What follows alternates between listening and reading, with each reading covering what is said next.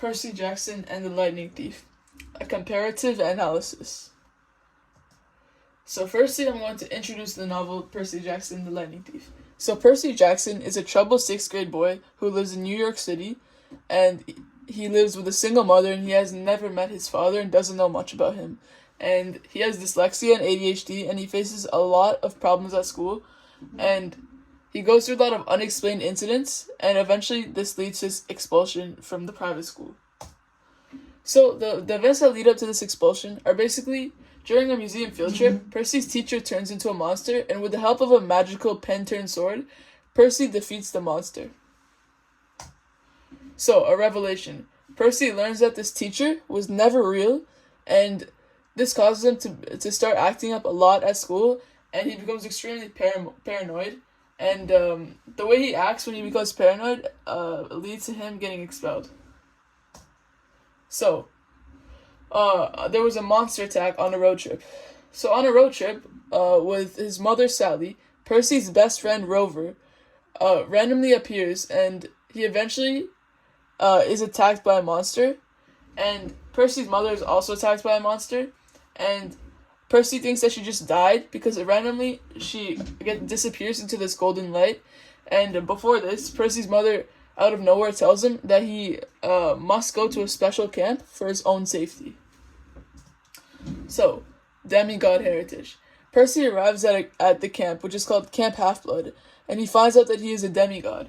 And he discovers that he is son of Poseidon and learns about the accusations against his father.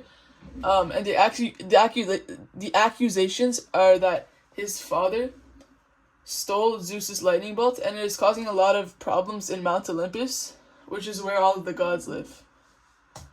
So, after learning about this, accompanied by Annabeth, a girl that he met at camp, and Grover, his best friend, Percy journeys through the underworld, which is another place where all the gods live, and he faces a lot of challenges from mythological creatures and gods, including an encounter with Ares and Hades. And on the left is Annabeth, in the middle is Grover, and on the far right is Ares. So, Ares is manipulation. Ares manipulates Percy into confronting Hades, which leads to accusations of theft, and they think Percy's the one that's causing all these problems, and he eventually goes on a quest, kind of like a side quest, to recover the Helm of Darkness for Ares. Percy exposes Ares' deception, and it turns out Ares was lying about everything, and Ares defeats him and returns the stolen items to Hades, and this restores peace in the underworld. After all this, Percy meets his father Poseidon on Mount Olympus, and he successfully returns the lightning bolt and learns about a significant decision he must make. And back at Camp Half-Blood, Percy discovers Luke's betrayal, resolving to confront him in the future as his summer ends with revelations and determination to face upcoming challenges. So now I'm going to introduce the film, which is called Percy Jackson and Olympians, the Lightning Thief. So, one thing that was majorly different between the novel and the film is the age discrepancy. So, in the film adaptation of the novel, Percy and Annabeth's ages are changed from 12 to 16, which is a very drastic difference, and this significantly alters the dynamics of the story, and it impacts character relationships. And this causes a premature romance. So the age difference results in a premature romantic relationship between Percy and Annabeth in the novel, and this is diverging from the gradual development portrayed in the novel. So in the novel, throughout the novel, Percy and Annabeth slowly kind of fall in love and they become love interests, but in the film, right off the bat from day one, they become love interests, which doesn't make any sense because they just met.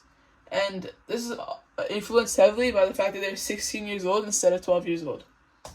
And the age difference also causes various events in the film to play out differently than in the novel, and this potentially leads to a vastly different plot if they decided to make more Percy Jackson movies.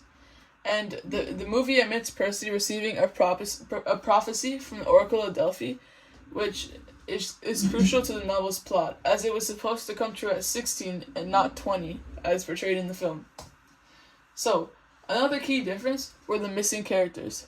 So key characters from the novel, such as Clarice, the camp bully, are omitted from the film, And this really impacts Percy's character development significantly, as Clarice kind of bullied and picked on Percy a lot, which eventually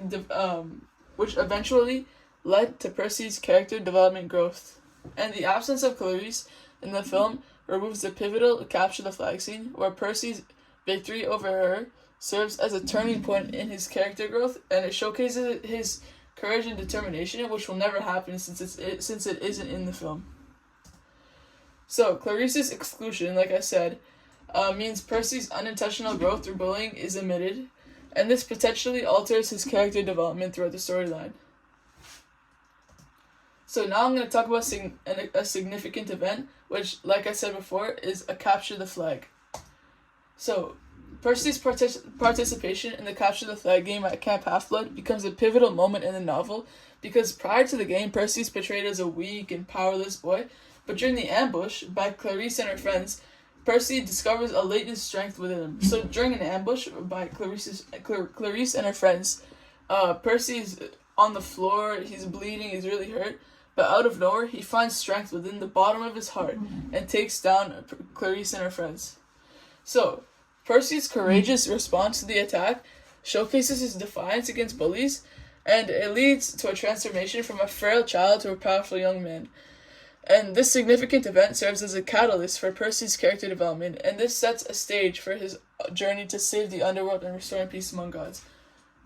So, in other words, this game completely shifts the literary elements of theme and mood, with a transition from disappointment and anger to happiness and courage. Percy's acts of bravery also attract the admiration of his peers, particularly Annabeth. So, in other words, like I said, if this capture the flag event never happened, then Percy never would have gone to save Mount Olympus and all these things, and he never would have fallen in love with Annabeth, because this event completely caused how the book turned out, how it turned out to be. So, since it never occurred in the film, and since it was portrayed very differently in the film, it doesn't really make sense. So now the film analysis. So I'm gonna play a part of the Capture the Flag from the film.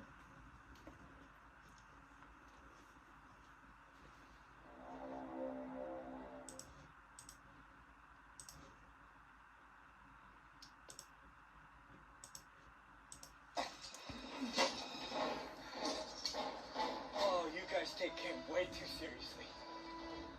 Go!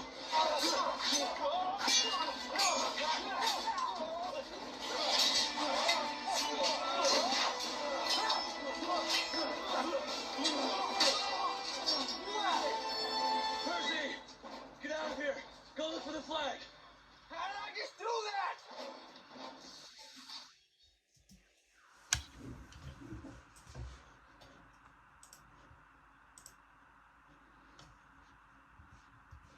So, unlike the novel, the film excludes the character Clarice in the pivotal ambush, eliminating the obstacles that drove Percy's character development in the book. So in the film, Luke sacrifices himself during the Capture the Flag game, which diverts from the novel, where Percy had to face challenges and earn respect through his own actions against Clarice and her friends. So, in other words, in the film, instead of Clarice attacking Percy and him having to defy all odds and become really successful out of it and learn a lot of valuable lessons and become strong, he had Luke, which is the camp leader, sacrifice himself. And Luke sacrificing himself doesn't really benefit Percy at all, and it doesn't really do anything for Percy's character development. So that was a scene that I didn't find was portrayed very well in the film. So some codes and conventions. So the film utilizes codes and conventions such as audience inferences, and the scene makes us infer that Percy will win the Capture the Flag game, because usually when someone makes a sacrifice in a movie, it causes the person who was sacrificed for to become extremely successful and driven for success. So there was also intense music and color symbolism, and blue for protagonists and red for adversaries, and this conveys a dramatic and battle-oriented environment, and it emphasizes the contrast between good and evil in the scene. So now This novel, Percy Jackson the Lightning Thief, strongly connects to our ENG2D course. So it's because this novel aligns with themes of corruption, betrayal, and personal growth, which mirrors central themes explored in novels and short stories studied in our course. So, an example of this is in Animal Farm. So, similar to Animal Farm, Percy Jackson illustrates interactions between gods and demigods as symbolic representations of larger human struggles, which is parallel to the allegorical nature of Animal Farm in exploring political ideologies. So, also, Napoleon developed as a character a lot just like Percy. So at the start of Animal Farm, Napoleon was just like the other animals, but slowly his character developed a lot. And although his character kind of developed for the worst of the animals, and Percy's developed for the best of the world, both of their characters kind of developed a lot. So I found this pretty similar. Another connection to our course was when Luke betrayed Percy. And he did that because he was in hope for power, even though they did nothing wrong to him, similar to Macbeth and Lady Macbeth. So in Macbeth, a story by William Shakespeare, after hearing the witch's prophecy for him, he decides to kill King Duncan, even though King Duncan is a very good guy and only does right for the community. So similar to Percy Jackson, Luke decides to betray Percy and the gods, even though they've done nothing wrong to him, all in the hope of power, which is similar to Macbeth. And the novel also aligns with the short story On the Sidewalk Bleeding, as the protagonist, Andy, in On the Sidewalk Bleeding, and Percy Jackson both explore issues of identity and perceptions faced by the characters. So now, in conclusion, I think that the filmmaker was not successful in adapting Percy Jackson the Lightning Thief into a film. And this is because their decision to age Percy and Annabeth to 16 years old instead of 12 was completely unnecessary and inconsistent with key prophecies, creating confusion, and it also disrupted the alignment with events in the novel. So, the unnecessary changes that they made in the movie just negatively affected the book, and they also left out a lot of important events, like the modified capture the flag scene, which should never have happened. They should have kept it like how it was in the novel.